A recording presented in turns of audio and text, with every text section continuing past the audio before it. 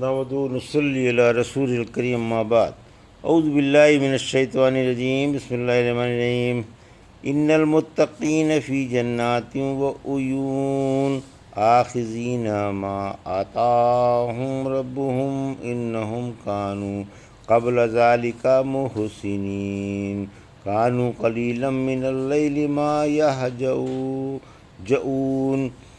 وبالاسحار هم یستغفرون وفی اموالہم حق للسائل والمحروم وفی الارض آیات للموقنین وفی انفسکم افلا تبصرون وفی السماء رزقکم وما توعدون فورب السماء والارض انہ لحق مثل ما انکم تنطقون۔ ابھی آپ نے سورہ ذاریات کی آیت 15 سے 23 کی تلاوت سماعت فرمائی۔ ان آیتوں کا ترجمہ اور تفسیر اس طرح ہے۔ ان المتقین فی جنات و عیون، آیت 15۔ آخذین ما آتاہم ربہم انہم کانوا قبل ذلک محسنین، آیت 16۔ کانوا قلیلا من اللیل ما یہجعون، آیت 17۔ وبالاسحار ہم یستغفرون، آیت 18۔ وفی اموالہم حق للسائل والمحروم، آیت 19۔ وفی الارض آیات للموقنین، آیت 20۔ وفی انفسکم افلا تبصرون، آیت 21۔ وفی السماء رزقکم وما توعدون، آیت 22۔ فورب السماء والارض انہ لحق مثل ما انکم تنطقون، آیت 23۔ ترجمہ: یقیناً پرہیزگار باغوں اور چشموں میں ہوں گے، ان کے رب نے جو نعمتیں انہیں دی ہوں گی انہیں لے رہے ہوں گے، بلا شبہ یہ اس سے پہلے مخلص تھے، یہ رات کو تھوڑی دیر ہی سویا کرتے تھے اور سحر کے وقت استغفار کرتے رہتے تھے۔ ان کے مال میں مانگنے والوں اور نہ مانگنے والوں سب ہی کا حق تھا، اور یقین کرنے والوں کے لیے زمین میں بہت کچھ نشانیاں ہیں، اور تمہاری ذاتوں میں بھی، تو پھر کیا تم دیکھتے نہیں ہو؟ آسمان میں تمہاری روزی ہے، اور وہ بھی جس کا تم سے وعدہ کیا جاتا ہے۔ آسمان و زمین کے رب کی قسم، یہ بالکل سچی بات ہے، اسی طرح جس طرح تم باتیں کرتے ہو۔ یہ تھا ترجمہ سورہ ذاریات کی آیت 15 سے 23 کا۔ تفسیر آیت 15-16۔ پرہیزگاروں کی آؤ بھگت۔ پرہیزگاروں کا بیان ہے کہ یہ قیامت کے دن جنتوں میں اور ہماری نہروں میں ہوں گے، جبکہ بدکار طوق و زنجیروں میں جکڑے ہوئے جہنم میں مار کھا رہے ہوں گے اور ان پر لعنت پڑ رہی ہوگی۔ جنتی جنتوں میں اللہ کی دی ہوئی نعمتیں حاصل کر رہے ہوں گے اور قابل رشک نعمتوں اور مسرتوں میں موج اڑا رہے ہوں گے، یعنی یہ دنیا میں بھی خلوص کے ساتھ عمل کرتے تھے۔ سورہ حاقہ کی آیت 24 میں فرمایا، ان نیکیوں کے صلے میں جو گزشتہ زمانے میں کی تھیں مزے سے کھاؤ پیو۔ پھر اللہ نے ان کے عملوں کا خلوص بیان فرمایا۔ آیت 17۔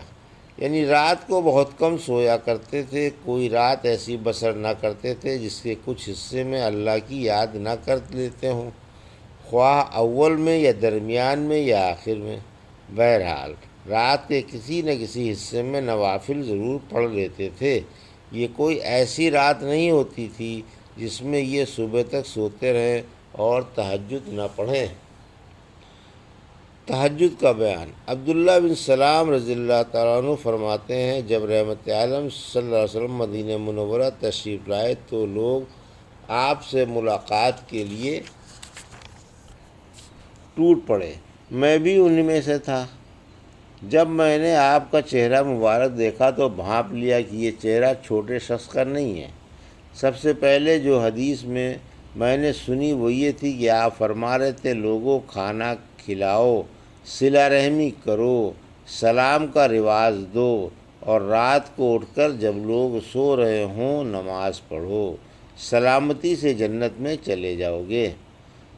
دعائے سحری، یعنی آخری رات میں اپنے گناہوں کی اللہ سے معافی مانگتے ہیں، راتوں کو قیام کرتے ہیں۔ سورہ آل عمران کی آیت 17 میں فرمایا اور پچھلی رات میں گناہوں سے معافی مانگنے والے ہیں۔ اللہ کے رسول صلی اللہ علیہ وسلم نے فرمایا کہ روزانہ رات کو پچھلی تہائی رات میں صبح صادق تک اللہ پہلے آسمان پر اتر کر فرماتا ہے کوئی توبہ کرنے والا، میں اس کی توبہ قبول کروں، ہے کوئی معافی مانگنے والا، میں اس کو معاف کر دوں، ہے کوئی مانگنے والا، میں اس کی مراد بر لاؤں۔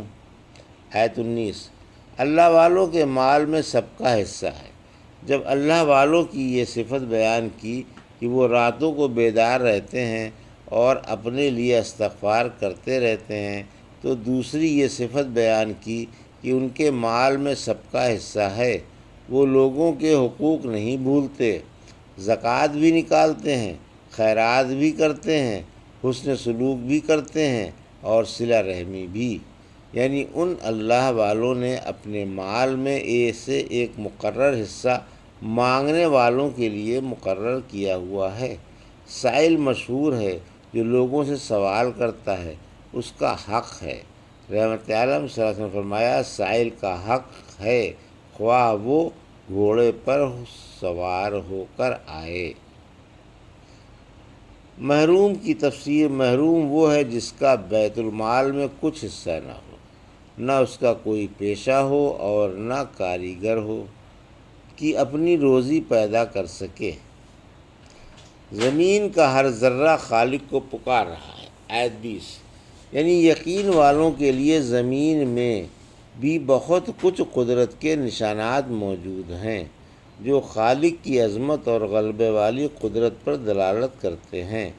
یہ قسم قسم کی بوٹیاں، یہ طرح طرح کے حیوانات، یہ ہموار میدان، یہ سر بفلک پہاڑ اور جنگل، یہ نہریں، دریا اور سمندر، لوگوں کی مختلف زبانیں، مختلف رنگ و روپ، مختلف اخلاق، عادات و قوا، مختلف عقلیں، مختلف سمجھیں، مختلف حرکتیں، سعادت و شقاوت اور ہر ایک عضو کو اس کے مقام پر رکھا جانا، یہ ساری باتیں خالق و مالک کو بتائی ہیں۔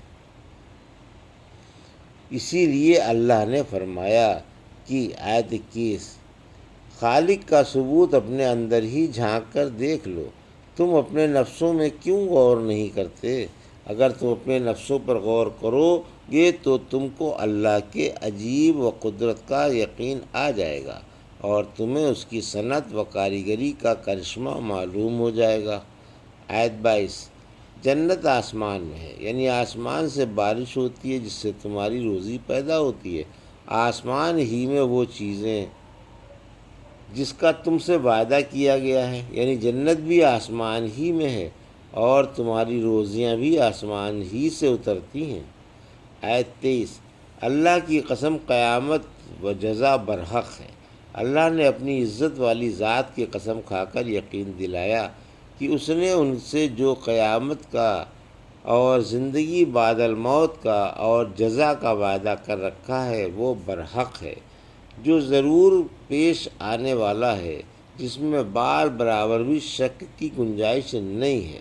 جس طرح گفتگو کے وقت گفتگو میں شک نہیں کیا جاتا، اسی طرح اس میں شک نہ کیا جائے۔ معاذ رضی اللہ عنہ جب کسی سے کوئی بات کرتے تو فرماتے یہ بات بالکل سچی ہے جس طرح تم یہاں موجود ہو۔ حسن رضی اللہ تعالیٰ مجھے خبر ملی ہے کہ رسول اللہ صلی اللہ علیہ وسلم نے فرمایا اللہ انہیں غارت کرے جنہیں اللہ قسم دلا کر یقین دلائے مگر پھر بھی وہ ایمان نہ لائیں۔ یہ تھا سورہ ذاریات کی آیت 15 سے 23 کا ترجمہ اور تفسیر جو بھی آپ نے سماعت فرمائی۔ بارک اللہ علی و لکم فی القرآن الحکیم ونفعنا ایاکم بآیات الذکر الحکیم۔